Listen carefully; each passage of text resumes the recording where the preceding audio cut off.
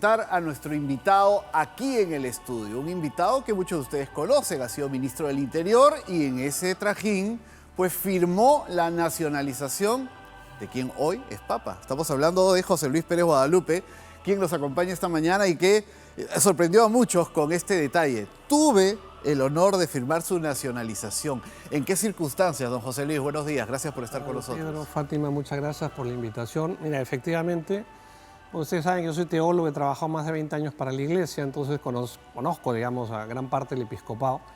Y cuando estaba en el ministerio me llaman de la conferencia episcopal y me dicen: José Luis, está demorando este trámite, es el nuevo obispo de Chiclayo, hace 6 meses que no tiene obispo, necesitamos urgente. Entonces fui a Migraciones, que pertenece al Ministerio del Interior, hablé con Monseñor Prevost, conversamos, con Monseñor Inca también, que es el secretario general adjunto, y dijimos, a ver, ¿cuál es el tema, no? Y ahí estaba Boris Potosén a cargo de Migraciones y vimos todos los trámites, porque parece mentira, es parte de la burocracia actual.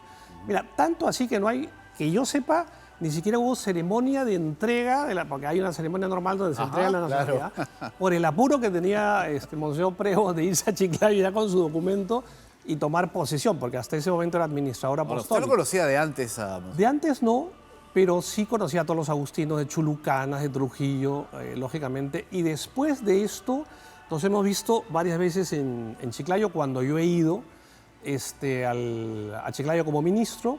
También él iba a los penales, en este caso penal de Chiclayo, a celebrar misa. Y después nos hemos reunido varias veces en la conferencia episcopal, porque seguía asesorando yo la conferencia episcopal. Y cuando vino el Papa Francisco en 2018, yo estaba a cargo un poco de la seguridad de toda la comitiva episcopal peruana. Vimos el tema con las otras entidades de seguridad, las 5 instancias de seguridad del Estado, inteligencia, y acompañé a todos los obispos en ese itinerario. Y ahí conversábamos con Monseñor Prevost, y como usted decía, que es una persona muy risueña. Es más bien reservado. Se nota un poco. No es, digamos, tan extrovertido como puede ser Francisco, pero es una persona que escucha mucho.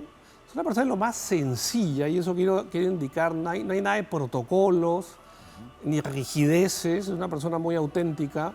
Escucha más que habla. Él es una persona muy prudente, pero cuando habla, habla, y cuando actúa, actúa. Y yo lo he visto también en reuniones que hemos tenido en la conferencia episcopal con temas tan delicados, por ejemplo, como el tema de la pederastia clerical, ¿no? Claro. Temas delicados, pero ahí hemos estado y era en la misma línea definitivamente del Papa Francisco, ¿no? De hecho, en las últimas horas se han divulgado imágenes de él en medio de los huaicos. Así es. Sirviendo la comida también en los comedores que propiamente se preparan, comedores no populares siempre, pero las ollas comunes, por ejemplo, en esas circunstancias de ayuda en el norte. Recordamos al público que usted es chiclayano, así que yo decía, el norte tiene lo suyo y lo comparte con orgullo, y sentimos al Papa también como un Papa peruano por la nacionalidad, un Papa latinoamericano, se siente nuevamente así, pero un Papa que ha dicho Chiclayo en plena Plaza San Pedro, y por allí también mencionó hacia el Perú. Entonces, permítame ir más a su lado humano, a su lado chiclayano.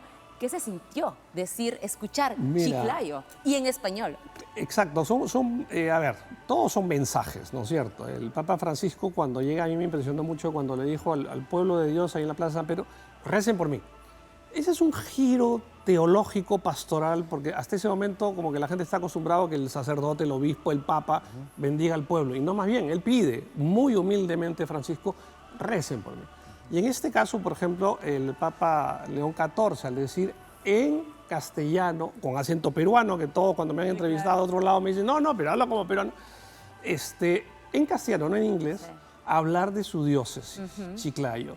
Y como tú dices, es todo el sólido norte, porque él cuando llega en el 85 al Perú, llega como misionero a Chulucanas, en la sierra de Piura.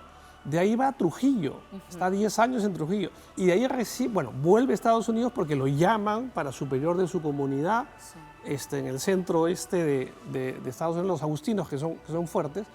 Y de ahí vuelve al Perú, ya como obispo de Chiclayo. Entonces todo el sólido norte está ahí con el Papa, y aquí en Lima hemos tenido muchas reuniones con él, pero todos a nivel internacional resaltan que lo haya dicho en castellano, recordando sus orígenes, Y yo creo que si bien es agustino de formación, es misionero de vocación.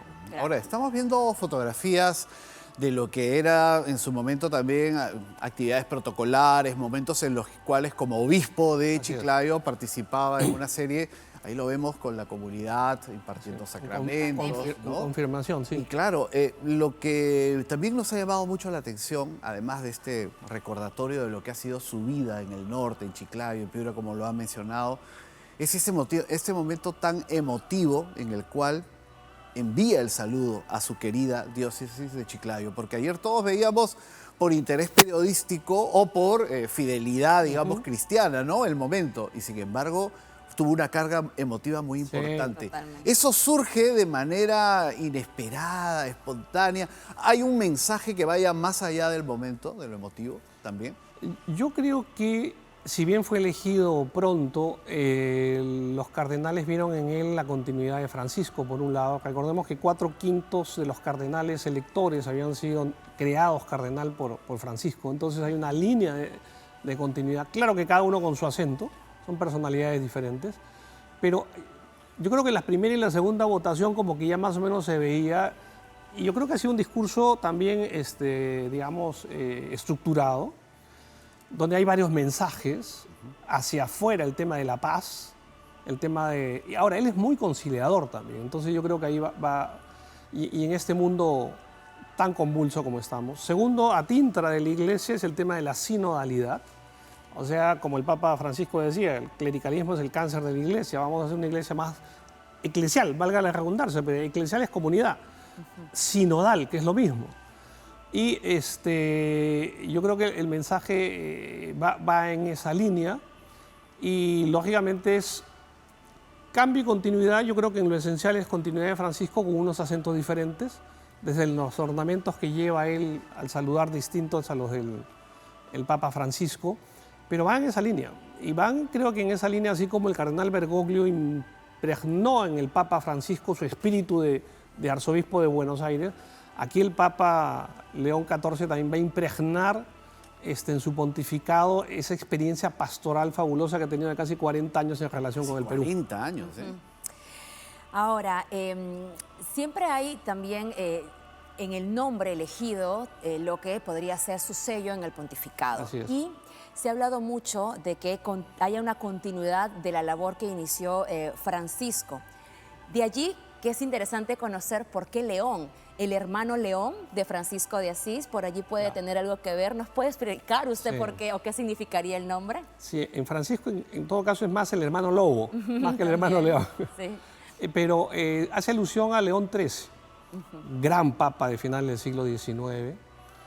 Y lo interesante, bueno, que hay que ver y escucharle al Papa por qué el nombre, en algún momento lo tendrá que decir, pero León XIII vivió en una época muy convulsa, de muchos cambios en Europa, de muchas revoluciones, la revolución industrial, revoluciones políticas, sociales, Europa estaba movida.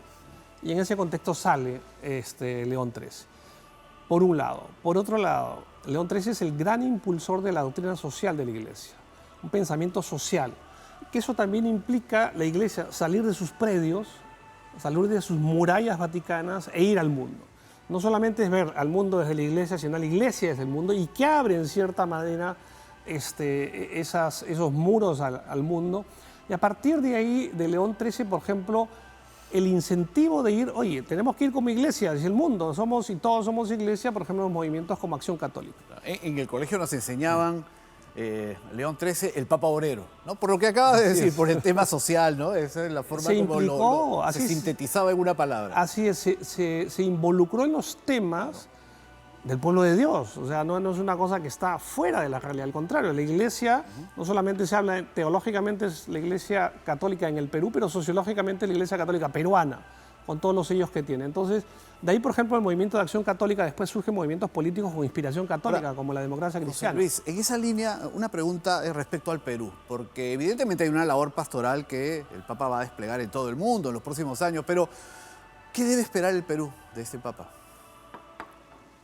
Mira, yo creo que no solo el Perú y no solo América Latina. Pero en particular, porque acá tenemos sin duda una expectativa muy especial. Mira, como tú bien dices, una persona comprometida. Es decir, cuando venía, por ejemplo, el niño en el 2016, llegó finalmente el 2017, pero en el 2016 preparamos todo en el gobierno. Es más, a mí me designaron a Chiclayo, porque yo era de Chiclayo, entonces, y cada ministro nos pusieron en una región.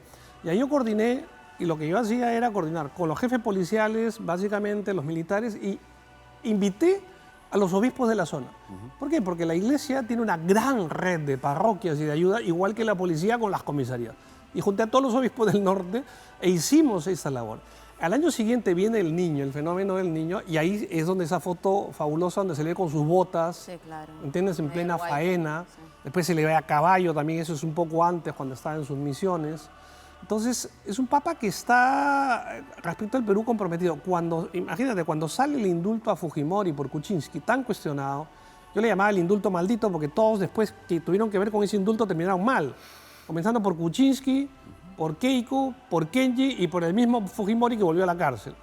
Pero en esa oportunidad el mismo papa, en ese momento, Monseñor Prevos, dice, bueno, yo Fujimori ya salió, pero no ha pedido perdón directamente a las víctimas. Sí. Mire ese enfoque victimológico y lo dice abiertamente.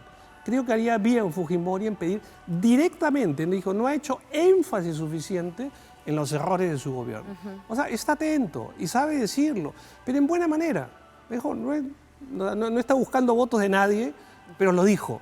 Y varios mensajes también respecto a los casos de pederastia y qué sé yo, también en la iglesia, lamentablemente, ha salido a decir y a actuar. Y me consta, ya digo, porque yo he estado en reuniones con él viendo esos casos en la conferencia episcopal. Una mirada más enfocada en la víctima que en el victimario, en la humanidad y en la compasión también que hay que tener con el que sufre. Así es. Y eso es, digamos, a ver, para mí el padre espiritual, decimos, de Prevos es Monseñor Daniel Turley, que fue obispo en Chulucanas. Y ahí estuvo el joven padre Robert en Chulucanas varios años de misionero. Y ahí es el mismo espíritu, yo los veo a los dos. Ahora, es el mismo humor, ¿me entiendes? Es el humor de Daniel Turley, también lo tiene él. Gente muy reservada como Prevos, pero ya digo, escucha mucho, piensa mucho, medita mucho, pero a la vez uno siente esa cercanía de un pastor, y es lo más importante. Saber que hay una continuidad, que hay una compenetración con el Perú, una preocupación por el Perú, y seguramente, José Luis, vamos a tener más oportunidad de conversar de ello en los siguientes días, porque pronto conoceremos a través de sus mensajes y a través de muchos gestos qué es lo que le espera a la Iglesia Católica, que en el Perú es tan importante. Muchísimas gracias por acompañarnos. Gracias, Pedro, Fátima. Gracias. Me ha recordado los motivos del lobo, el poema, larguísimo pero hermoso. Gracias por esta entrevista. Gracias a ustedes.